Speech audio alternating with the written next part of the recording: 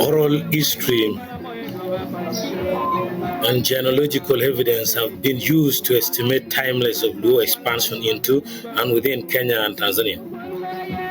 Four major waves of migration into the former Nyanza province in Kenya are discernible, starting with the people of Jok, or Jok, which is estimated to have begun around 1490 to 1517. Jok were the first and largest wave of migrants into northern Nyanza. These migrants settled at a place called Ramogi Hill, then expanded around northern Nyanza. The people of Owing, or the Jawing, and the people of Omolo, or the Jawomolo, followed soon after the 1598 and 1625. A miscellaneous group composed of the Suba, Sakawa, Asembo, Uyoma, and Kano then followed. The Suba originally were Bantu-speaking people who assimilated into Luo culture.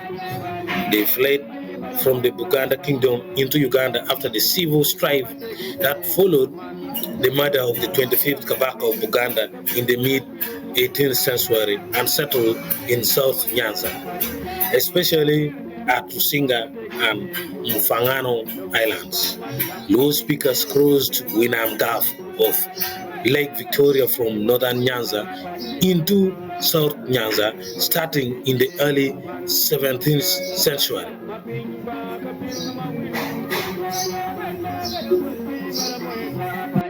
As Luo speakers migrated deeper into western Kenya, they encountered the descendants of various people who had long occupied the region.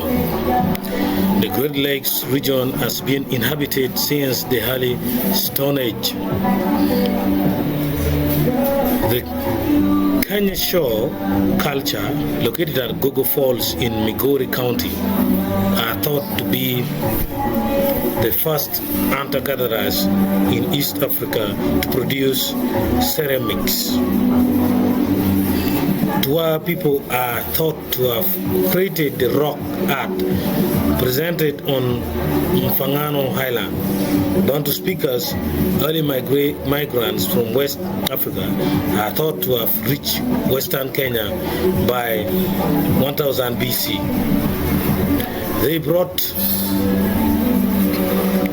with them iron forging technology and novel farming techniques, turning the Great Lakes region into one of Africa's main population centers and earliest iron smelting regions. The railway culture was dominant from 650 BC to 550 BC. This culture was found in northern Nyanza. The Bantu-speaking groups found in the Lake Victoria Basin today include the Luya, Suba, Kunta, Kuria, and Kisi. Southern Nilotic speakers, the Nandi, Kipsigis, and Maasai also were found in this very area. Now let me present to you something very scientific. Let me present to you the genetics of the Luo.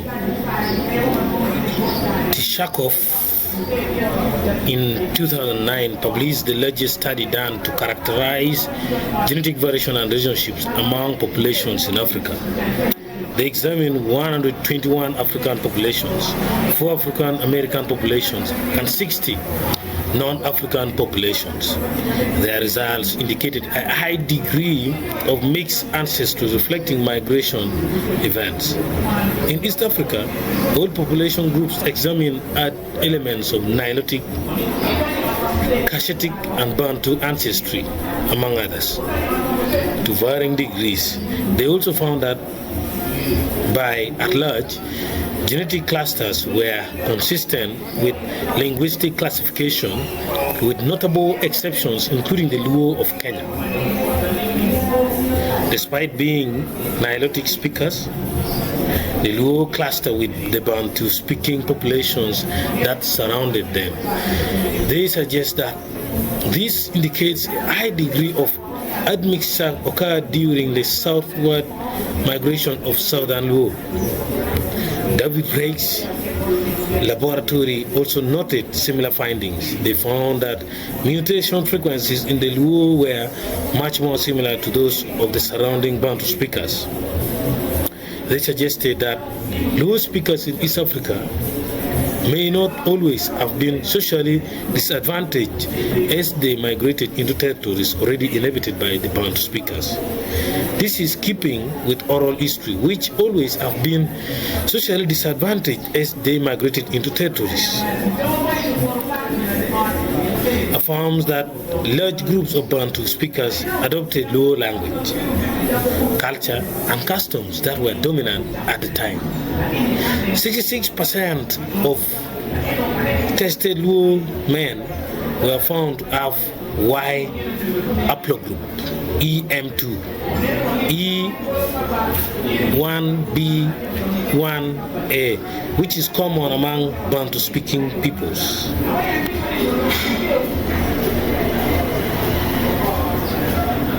Luo expansion into these already inhabited areas led to trade, conflict, conquest, intermarriage, and cultural assimilation. The previous inhabitants were pushed by Luo speakers to their present-day boundaries. Luo customs and habits also changed as they adopted the culture of the communities with which they interacted. Conflict and raids in this diverse area led to the development of defensive savanna architecture, typified by the stonewall ruins, Thimlik Hoinga in South Nyanza. Neville Chitik, the director of the British Institute of History and Archaeology in East Africa, was the first to assert that the site was likely to have been constructed before the arrival of Luo speakers. This assertion is poorly supported archaeologically, however, because most of the stone-walled structures are dated to within the period of Luo expansion. Nevertheless, Luo speakers maintain Thimlik Hoinga and continued the tradition of building stone-walled fortresses, or the Hoingni, as well as defensive earthworks. Gundabor, or Gundaba, Gundbur, in both northern and southern Nyanza. These defensive earthworks would curve around living areas surrounding them. Some of these defensive structures enclose several hundred houses. Archaeological and ethnographic analysis of these sites have shown that the spatial organization of these structures most closely resembles the layout of traditional Luo homesteads. Ceramic analysis also confirms continuity between the earliest inhabitants of these sites and Luo speakers. With the arrival of the Europeans, these sites were slowly vacated as colonial administration established peace in the region. The families living in the enclosures moved out into individual homesteads using euphorbia instead of stone as fencing material. By the mid-20th century, they were all abandoned. This means the early Luo never wanted to learn other people's language or get interfered by other people's language. But the present Luo are trying to eradicate their culture as reflected by UNESCO that Luo, most of the Luo languages, including the Joluo, Acholi, Lao, Kumam and the rest, are being interfered by assimilation or the love to learn other ethnic languages. Now, if we look at the location of the Luo in Kenya, they are found in the eastern Lake Victoria Basin.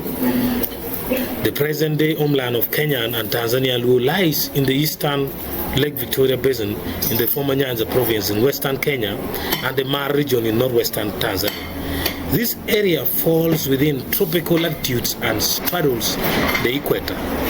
This is where the Luo are located.